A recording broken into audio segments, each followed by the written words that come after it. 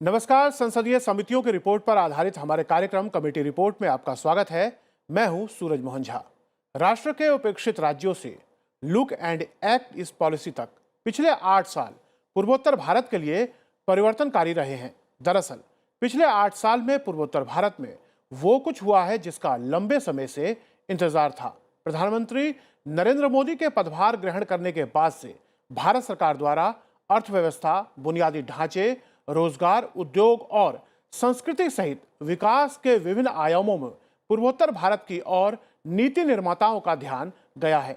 संसद की गृह कार्य से जुड़ी समिति ने उत्तर पूर्वी क्षेत्र विकास मंत्रालय से जुड़ी अनुदान की मांगों पर अपनी रिपोर्ट संसद में पेश की है। इस रिपोर्ट में संसदीय समिति ने केंद्र सरकार द्वारा चलाई जा रही योजनाओं की पड़ताल की और इसके बेहतर क्रियान्वयन के लिए अपने सुझाव भी दिए हैं।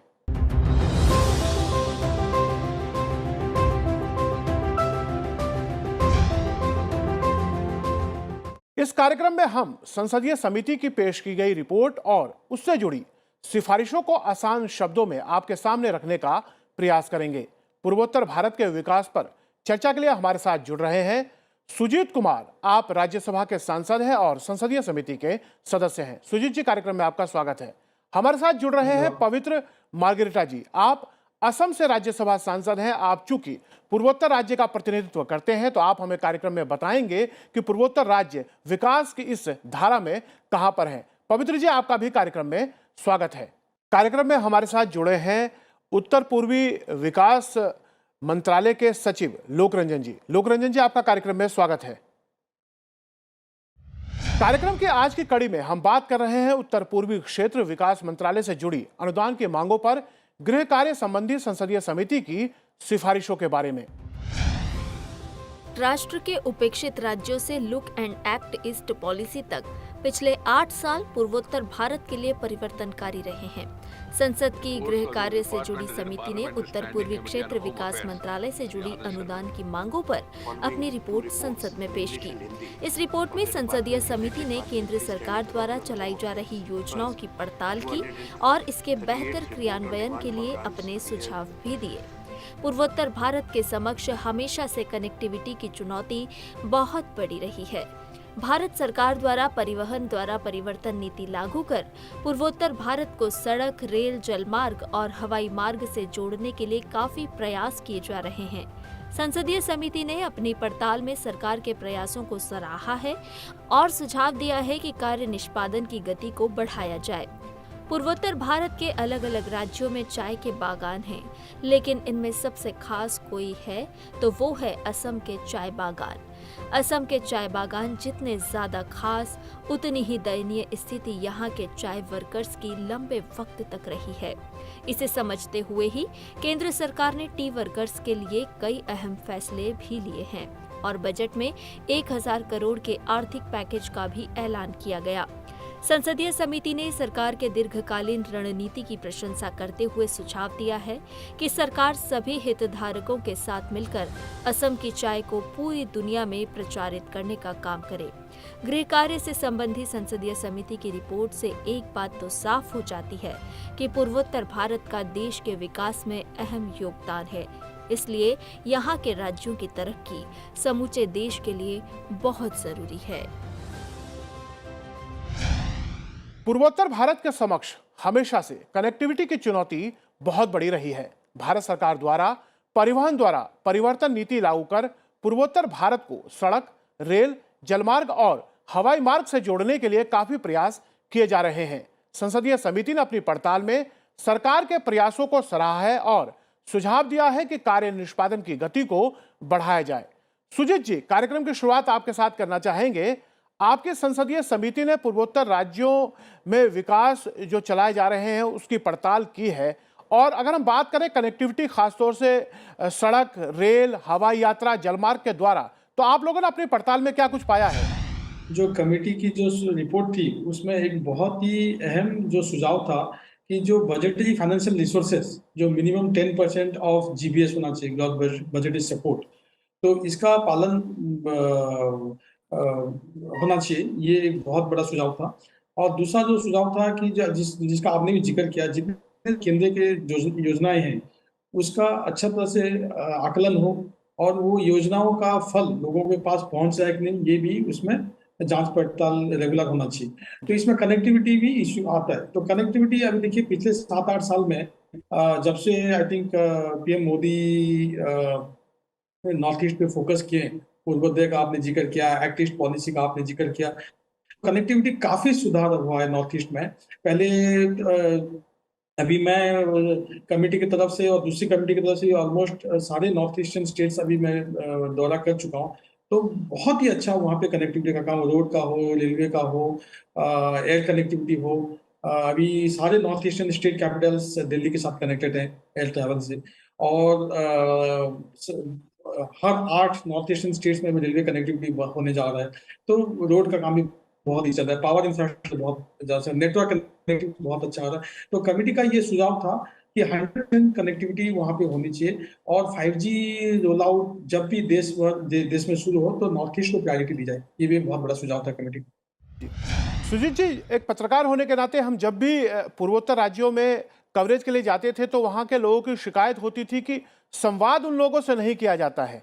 कोई भी कार्यक्रम जब चलाया जाता है तो उन लोगों को भी एक तरह से उसमें पार्टनर बनाया जाए या उनके साथ कम्युनिकेशन हो, इस तरह की शिकायतें रहती थी। आप लोग जब संसदीय समिति की तरफ से वहां स्टडी टूर पे गए और वहां के लोगों से आपने बात की, तो क्या उन लोगों की ये शिकायतें दूर हुई हैं? बिल्कुल, ये एक बहुत बड़ा डिमांड हमेशा रहा है कि लोकल कम्युनिटी को ज़्यादा इन्वॉल्व नहीं किया जा रहा है। जैसे आप देखिए डोनर मिनिस्ट्री आज भी उसको दिल्ली में इट्स इन दिल्ली, ठीक है? तो 2004 से मिनिस्ट्री बन चुका है और कोई कोई रीज़न नहीं है कि वो दिल्ली में उसका ऑफ़िस हो। उसका offices should be in one of the state Capitals. तो लोकल जो डिसीजन मेकिंग है इस पे ज्यादा हम लोग गुरुत्व देना चाहिए और जो लोकल कम्युनिटीज हैं उनको एम्पावर करना चाहिए। पवित्र मार्गरेटा जी, आप चूंकि उत्तर पूर्वी राज्य असम से आते हैं और वहीं के जनप्रतिनिधि हैं, आप वहां रहे हैं, तो अगर हम बदलाव की बात करें, अगर कनेक्टिविटी के लिहाज से हम बात करें, जिस तरह से अभी बात हो रही थी, संसदीय समिति ने सड़क, रेल, जलमार्ग, हवाई मार्ग से जुड़ी हुई मुद्दों की पड़ताल की है। बीते 8 सालों में हमने काफी काम देखा है। एक जनप्रतिनिधि के तौर पर आप क्या कुछ पाते हैं? देखिए, जनप्रतिनिधि के होने के नाते जो होगा वो तो बोलोगे, लेकिन first being a simple citizen of Assam, there is a huge change in connectivity. आप road transport, air transport, air connectivity, waterways, सब में रेलवे कनेक्टिविटी, इसमें तो बदलाव आया है और वो तो है ही। लेकिन जो एडमिनिस्ट्रेटिव कनेक्टिविटी दिल्ली के साथ, वो बहुत बहुत बेहतर हुआ है। For the first time, we have seen in the last 8 years, the premier of this country, that is our Adaraniya Pradhan Mantri ji, Assam तथा नॉर्थ ईस्ट में more than 50 times आए। 50 से भी ज्यादा टाइम्स उन्होंने विजिट किया असम एवं नॉर्थ ईस्ट और प्रवास किया है इधर। तो ये कनेक्टिविटी भी है एक, जो संवाद के बारे में बोल रहे हैं। तो आजकल असम में हर 15 डेज के अंदर एक आदरणीय cabinet minister, union minister Assam में प्रवास करता है। ये सबसे बड़ा चेंज है। और connectivity in terms of infrastructure, in terms of railway connectivity, air connectivity, road connectivity, Narendra Modi ji का सरकार में 51,000 करोड़ रुपए का कैपिटल इन्वेस्टमेंट हुआ है। It's a record. ये एक मतलब it's a record in terms of investment and in terms of infrastructure development of railway networking. बिल्कुल। एंड बहुत ढेर सारा प्रोजेक्ट भी अंडरवे है, जैसे 21 new line project under construction, 1,600 kilometre का। 10 डबल लाइन प्रोजेक्ट भी चल रहा है कंस्ट्रक्शन, और एंटिसिपेटेड एक्सपेंडिचर है 95,261 crore. So I am just talking about the increase.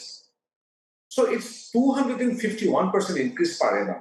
So यही रिफ्लेक्शन है कि एनडीए सरकार जब आया तो असम के लिए, नॉर्थ ईस्ट के लिए क्या करें। अब नागालैंड में हो, जिधर एक ही सिर्फ स्टेशन था, रेलवे स्टेशन, 100 साल पुराना एक स्टेशन था, दीमापुर स्टेशन, और 100 साल बाद अभी नरेंद्र मोदी जी का एनडीए सरकार ने दूसरा रेलवे स्टेशन बनाया नागालैंड। दीमापुर कोहिमा न्यू लाइन हो रहा है, and there will be 8 stations and 31 kilometer canal link in Nagaland, और प्लेटफॉर्म भी बन रहा है, एंड कन्वर्शन ऑफ लाइन चल रहा है। सो नागालैंड से हो या सिक्किम, मणिपुर, अरुणाचल, मेघालय, हर स्टेट में railway connectivity was very poor. बिल्कुल। ब्रिटिश एरा से सड़क और रेल से पूर्वोत्तर के सभी राज्यों को जोड़ा जा रहा है और वो काम बड़े युद्ध स्तर पर चल रहा है और वो अब दिखता भी है। लोकरंजन जी, अगर हम गृह मंत्रालय से जुड़ी संसदीय समिति की रिपोर्ट की बात करें तो उन्होंने पूर्वोत्तर भारत के समक्ष जो कनेक्टिविटी की चुनौती रहती थी हमेशा, वो बीते 8 साल में जब से मोदी गवर्नमेंट आई है और उसकी जो पॉलिसी है वो एक्ट ईस्ट की रही है और चाहे सड़क की बात की जाए, रेल की बात की जाए, जलमार्ग की बात की जाए या हवाई मार्ग की बात की जाए, पूर्वोत्तर भारत को भारत और विदेश सभी से जोड़ने का काम किया गया है। आप किस तरह से सर मंत्रालय की तरफ से बताएंगे? आज के दिन में जो जमीनी यथार्थ है वो ये है कि उत्तर पूर्वी क्षेत्र की जो परिसीमा है उसमें से मात्र 85 किलोमीटर भारतवर्ष के अन्य भाग से जुड़ता है, जबकि 5,500 किलोमीटर के लगभग पार्श्ववर्ती जो देश हैं उनसे जुड़ता है। इसके अतिरिक्त यहाँ की भौगोलिक परिस्थिति ऐसी है कि काफ़ी इलाका यहाँ का पहाड़ी है, काफ़ी ऊंचा नीचा उसका टेरेन है। तो ऐसे में कनेक्टिविटी अत्यंत महत्वपूर्ण हो जाती है, जिससे कि लोगों का आपस में चलना फिरना मिलना और साथ ही साथ जो हमारा व्यापार है, जो हमारा व्यवसाय है, उसके लिए ये कनेक्टिविटी अत्यंत महत्वपूर्ण माध्यम का काम करती है। पिछले 8 सालों में विशेष तौर पे राष्ट्रीय राजमार्ग एवं ग्रामीण सड़कों का एक बड़ा जाल इस क्षेत्र में बिछाया गया है और ये भी गौर करने योग्य है कि इन राज्यों की जो राजधानी शहर हैं उनको विशेष तौर पर सड़कों से और रेल यातायात के माध्यमों से जोड़ा जा रहा है और ऐसे शहर जो अभी तक इन नेटवर्क्स पर नहीं आ पाए थे, वो अब सारे राज्यों की राजधानियां जो हैं उनको लाया जाएगा। ठीक इसी प्रकार वायु मार्ग से उत्तर पूर्व के महत्वपूर्ण शहरों को, स्थानों को जोड़ा जा रहा है। अब तक 16 एयरपोर्ट यहाँ पर ऑपरेशनलाइज हो चुके हैं और इनमें से 2 इंटरनेशनल एयरपोर्ट भी ऑपरेशनलाइज हो गए हैं। साथ ही अरुणाचल प्रदेश, जहाँ पर वायु मार्ग से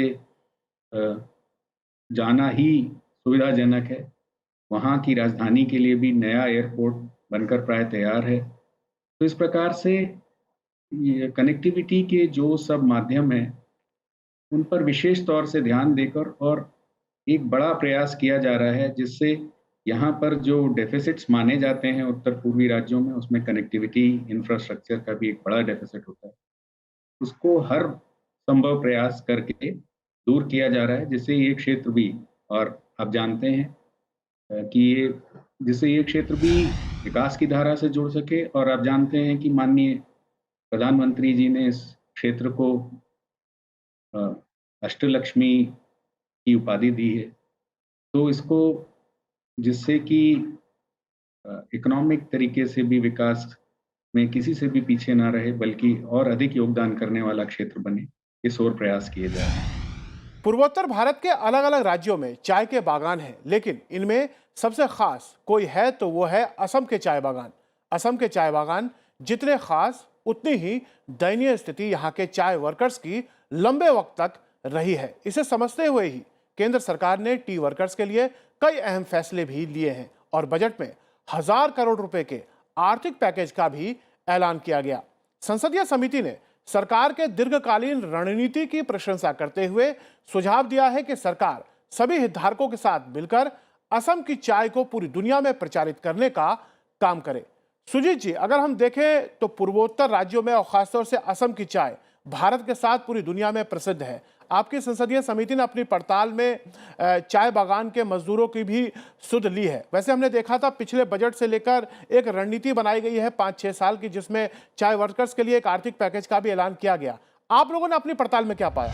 कमेटी की रिपोर्ट में चाय जो टी इकोनॉमी का खास उल्लेख है। देखिए, आप असम नॉर्थ ईस्ट इतना सुंदर है आप मतलब मैं तो मानता हूँ कि देश का अगर कोई सबसे सीनिक या कोई अगर रीजन है तो वो नॉर्थ ईस्ट है। मैं देश विदेश में बहुत घुमा हूँ, विदेश में बहुत साल रहा हूँ, लेकिन नॉर्थ ईस्ट जितना सुंदर है शायद ही कोई रीजन हो वर्ल्ड में इतना सुंदर है।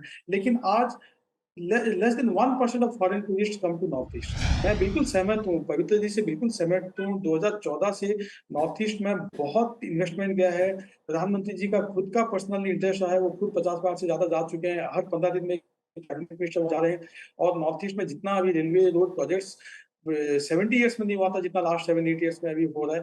ये सब चीज़ से मैं बिल्कुल सहमत हूँ, लेकिन कहीं न कहीं वो जो इंडस्ट्रियलाइज़ेशन नहीं हो पा रहा। देखिए आप अभी वहाँ पे इतना सुंदर बैम्बू प्रोडक्ट्स होता है। वहाँ पे आप देखिए कि वहाँ पे जितने भी सारे जो ऑर्गेनिक राइस हैं, वहाँ लोग रॉ मटेरियल्स लोकल है, ह्यूमन कैपिटल लोकल है, लेकिन ट्रेडर्स बाहर से हैं। हमारे इतने सारे यहाँ पे चाय के बागान हैं, तो हम लोग वी कैन बी हम लोग वो उसको जो टी टूरिज़्म को एनकरेज करके करोड़ों रुपया हम लोग फॉरेन एक्सचेंज जनरेट कर सकते हैं, जिससे लोकल इकोनॉमिक स्ट्रेंथन होगा, लोकल एम्प्लॉयमेंट जनरेट होगा और देश की आर्थिक स्थिति भी बेहतर होगा। तो बिल्कुल। मेरे ख्याल से ये टूरिज़्म हुआ, एक्सपोर्ट हुआ, इंडस्ट्रियलाइज़ेशन हुआ, इस पे अभी तक ज़्यादा फोकस अभी हम लोग कहीं न कहीं से नहीं हो पाया है। आप लोग और क्या कुछ कर रहे हैं ताकि असम की चाय, पूर्वोत्तर की जो चाय है, वो भारत और पूरे विश्व में फैले?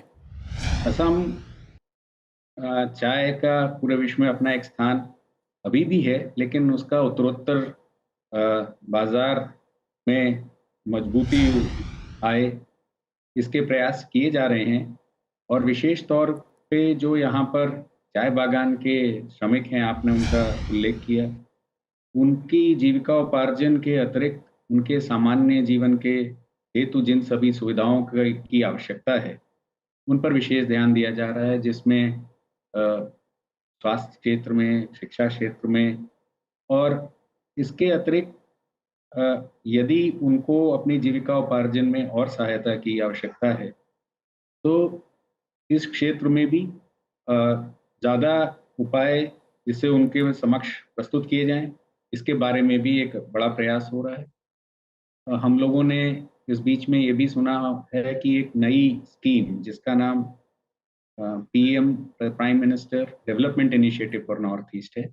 इसके माध्यम से ऐसे प्रकल्प जो पहले इस मंत्रालय द्वारा नहीं ले जाए सक रहे थे, उनको भी लिया जा सकेगा और एक बड़े स्तर पे लिया जा सकेगा, जिसमें जो समाज के अ, अभी तक डिप्राइव्ड वर्ग हैं, विशेष तौर पे महिलाएँ, युवा, उनके कार्यों के अवसरों को भी और अधिक बढ़ाया जाएगा और इनको अ, हम न केवल ऐसे प्रक्रमों में लगाने का प्रयास कर रहे हैं जो कि उनकी जीविका के विषय में हो, बल्कि इनके उत्पाद जो हैं वो इस मान के होंगे कि उनका एक्सपोर्ट भी किया जा सके। पवित्र जी, जिस तरह से असम को टी और टी वर्कर्स को लेकर संसदीय समिति ने अपनी सिफारिशें दी हैं, भारत सरकार ने उसके लिए एक बजटीय प्रावधान अलग से किया था, 1000 करोड़ रुपए का एक पैकेज घोषित किया था। बांस चूंकि वहां के पूर्वोत्तर राज्यों के जीविकापार्जन के लिए एक बहुत बड़ा साधन है, उसमें भी हमने देखा था संसद से बांस में को पेड़ से घास में वर्गीकृत किए जाने के लिए संशोधन लाया गया था। ये सभी काम केंद्र सरकार और संसद की तरफ से किए गए हैं। आप किस तरह इन कामों को देखते हैं?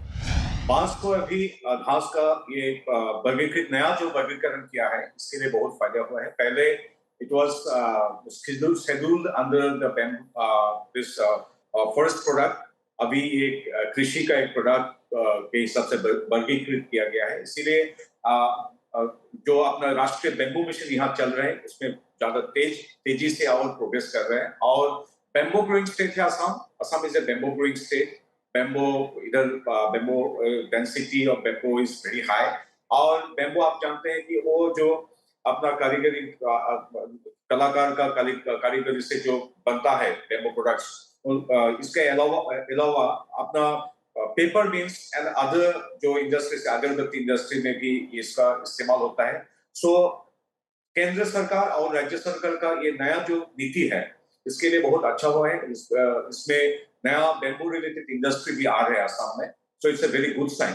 और जो आप you were talking about tea industry, yes, tea industry in Assam is almost 200 year old. Next year it will complete 200 years, our Assamese tea industry. And tea is the backbone of Assam's economy. और चाय बागान में करीब 40 लाख चाय बागान का श्रमिक जुड़े हुए हैं।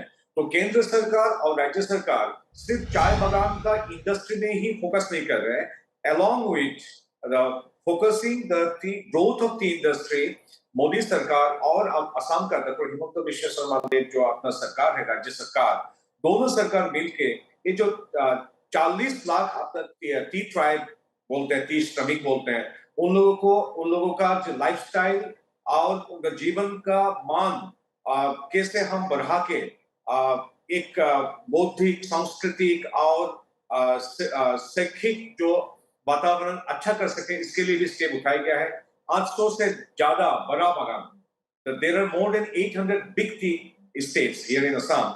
और पहले जस्ट 14 तक चाय बागान के अंदर कोई स्कूल हो या सड़कें हो, सब टी मैनेजमेंट का अधीन एक विषय था। लेकिन अब मोदी सरकार का मार्गदर्शन से डॉक्टर हिमंत बिश्व शर्मा का जो अपना लोकल सरकार है, राज्य सरकार है, तो हम लोगों ने अब क्या किया है, यहाँ चाय बागान का अंदर का रास्ते भी हम बना रहे हैं। हम चाय बागान में जितना भी केंद्र सरकार का जितना भी योजनाएं हैं, सबका इधर प्रयोग कर रहे हैं और विशेष करके स्वास्थ्य, हेल्थ एंड एजुकेशन, इन दोनों फील्ड में हम काम कर रहे हैं। तो almost more than 200 model schools are being established in chai bagan areas, in the tea garden areas. This is the major achievements. And more than 800 roads are being constructed in tea garden areas. Earlier, the road construction ho, chai bagan ka श्रमिक का housing हो, ये सब चाय बागान management का अधीन एक विषय था। तो सरकार क्या, they used to say that it's the development of the chai bagan areas are a subject of the tea garden management. लेकिन अब केंद्र सरकार और राज्य सरकार चाय बागान का अंदर का जितना भी डेवलपमेंट हो, शिक्षा, संस्कृति, स्वास्थ्य, सब में दोनों सरकार भी आज इन्वॉल्व हो रहे हैं। संसदीय समिति ने राष्ट्रीय बांस मिशन के योगदान को सराहा है और कहा है कि भविष्य में हम इसे और अच्छी तरीके से विस्तारित करें ताकि और आर्थिक फायदा पूर्वोत्तर राज्य के लोगों को हो सके। जैसा आपने कहा, बांस लोगों की जीविका का एक बहुत बड़ा साधन भी है। इसके अतिरिक्त बांस के गुणों को अभी हम पहचान ही रहे हैं। इसके द्वारा विभिन्न प्रकार के उत्पाद, जिसमें पहले शायद हम हैंडीक्राफ्ट्स पे ज़्यादा इसको जानते थे, लेकिन ज़्यादा बड़े इसके उपयोग भी किए जाने संभव है। इससे फाइबर भी निकाला जा सकता है, इसे कंस्ट्रक्शन में भी यूज़ किया जा सकता है। इससे बायो फ्यूल, एथेनॉल बनाने के प्रयास भी किए जा रहे हैं। एक बड़ा कारखाना इसके संबंध में असम में लगाया जा रहा है। और इसको सबसे बड़ी बात ये है कि पहले इसके उपयोग में जो बाधा आती थी, वो इसको वन के अंदर में इसको एक वृक्ष की क्लास में रखा जाता था, वर्ग के हिसाब से वर्गीकृत था। इसमें ये दिक्कत होती थी कि छोटे छोटे जो यूज़र्स हैं, जो इसके ग्रोवर्स हैं, वो भी उनको भी बहुत ज़्यादा कागजी अनुमतियां और कार्रवाई के द्वारा ही इसका उपयोग करना संभव है। भारत सरकार ने अभी हाल में इसको घास की कैटेगरी में रखा है, ग्रास क्लासिफिकेशन में। उससे इसका और ज़्यादा उपयोग किया जा सकता है, सुविधापूर्वक किया जा सकता है। और इसके उपरांत अब इसको हम लोगों द्वारा अपने मंत्रालय में और कृषि मंत्रालय की सहयोगिता से नेशनल बैम्बू मिशन द्वारा, जिससे इसका एक एकीकृत समग्र रूप में ज़्यादा से ज़्यादा उपयोग किया जा सके, इसकी अपनी जो अर्थव्यवस्था है उसको और अधिक विकसित किया जा सके, उसका प्रयास किया गया है। एक इंटर मिनिस्ट्रियल टास्क फोर्स द्वारा विशेष तौर पर इसकी वैल्यू चेन किस प्रकार से डेवलप की जा सकती है, जिससे और अधिक से अधिक इससे इस प्रदेश के और क्षेत्र के जो ग्रोअर्स हैं और जो हार्वेस्टर्स हैं, उनको अधिकाधिक लाभ और जीविका उपार्जन का अवसर मिले, जी। इसके विशेष प्रयास किए जा रहे हैं। लोक रंजन जी, हम देखते हैं उत्तर पूर्वी राज्यों से खिलाड़ी अंतर्राष्ट्रीय स्तर पर हमारे देश के लिए पदक जीत कर ला रहे हैं। भारत सरकार का खास ध्यान है और हमने देखा है संसद से कई विधेयक पारित हुए जो वहां पर खेल विश्वविद्यालय भी खोले गए हैं ताकि अंतर्राष्ट्रीय राष्ट्रीय स्तर के खिलाड़ी निकल सके। और क्या प्रयास किए जा रहे हैं? विशेष तौर पर खेल के क्षेत्र में जैसा आपने बताया कि ये पूरा उत्तर पूर्वी क्षेत्र अपनी जनसंख्या एवं क्षेत्रफल के आधार पर जो इसका शेयर है, उससे कहीं अधिक खिलाड़ियों का यहाँ से चयन राष्ट्रीय स्तर पे होता है और वे अंतर्राष्ट्रीय प्रतियोगिताओं में भी अच्छा करते आए हैं। अभी मैंने आपसे पीएम डिवाइन स्कीम का उल्लेख किया था। ये स्कीम जो है हमको बड़े स्तर पर, क्षेत्रीय स्तर पर सुनियोजित तरीके से किसी कार्य क्षेत्र में इंटरवीन करने का अवसर देती है। खेल क्षेत्र को हम लोग डोनर मंत्रालय की तरफ से एक प्रायोरिटी प्रदान कर रहे हैं एवं खेल मंत्रालय के साथ मिलकर यहाँ पर सभी राज्यों में किस प्रकार से खेल की से संबंधित सुविधाओं का विकास किया जा सके, इस पर हम विशेष ध्यान दे रहे हैं। हमारे सभी कार्यक्रमों में, जिसमें कि हमारे उत्तर पूर्व में NEC है, नॉर्थ ईस्टर्न काउंसिल, उसमें विशेष तौर पर हम लोग जब अपने सेलिब्रेशंस करते हैं, आज़ादी का अमृत महोत्सव मनाते हैं, उसमें हम खेल का एक भाग अवश्य रखते हैं और खेल के माध्यम से यहाँ के युवाओं की ऊर्जा को एक अच्छा चैनल प्रदान हो सके, इसके लिए समग्र रूप से इंटीग्रेटेड कैसे हम सुविधाएं और ग्रास रूट्स लेवल पर ज़्यादा से ज़्यादा पहुंचा सकें, इस पर विशेष ध्यान हम दे रहे हैं। बिल्कुल। लोक रंजन जी, आप हमारे कार्यक्रम में जुड़े और संसदीय समिति की जो सिफारिशें उत्तर पूर्वी राज्यों के विकास को लेकर थी, उस पर आपने एक सिलसिलेवार तरीके से मंत्रालय की तरफ से उठाए गए कदमों का हमारे साथ यहाँ पर योजनाएं साझा की, उसके लिए आपका बहुत बहुत धन्यवाद। धन्यवाद। सुजीत जी, आप और पवित्र जी, आप कार्यक्रम में जुड़े और संसदीय समिति की सिफारिशों के विषय में विस्तार से हमसे बातचीत की, उसके लिए आप दोनों का बहुत बहुत धन्यवाद। आप सबका इस चर्चा में हिस्सा लेने के लिए बहुत बहुत शुक्रिया। गृह कार्य से संबंधित संसदीय समिति की रिपोर्ट से एक बात तो साफ हो जाती है कि पूर्वोत्तर भारत का देश के विकास में अहम योगदान है, इसलिए यहाँ के राज्यों की तरक्की समूचे देश के लिए बहुत जरूरी है। तो कैसा लगा हमारा ये कार्यक्रम? आप अपना फीडबैक हमें संसद टीवी के सोशल मीडिया अकाउंट पर दे सकते हैं। मुझे दीजिए इजाजत और आप देखते रहिए संसद टीवी। नमस्कार।